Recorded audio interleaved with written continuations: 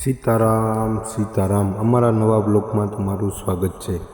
સીતારામ ધામ અંદર આજે શરદ પૂર્ણિમાનો કાર્યક્રમ રાખેલો છે, તો હું સીધો મારી બાઇક લઈને નીકળી ગયો।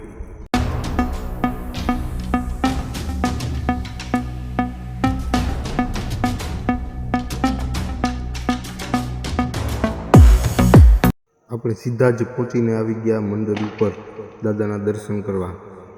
મિત્રો, તમે પણ દાદાના દર્શન કરી લ્યો।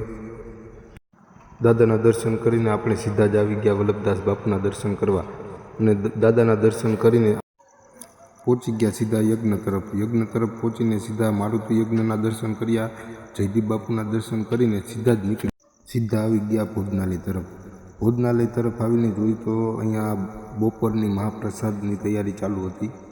અને મિત્રો, દર શનિવારે અને દર પૂનમે અહીંયા ભાવિ ભક્તોની ભીડ જોવા મળે છે, અને તેમજ અહીંયા દર શનિવારે અને દર પૂનમે ભજન અને ભોજનનું પણ આયોજન રાખેલું હોય છે। સીતારામ સીતારામ।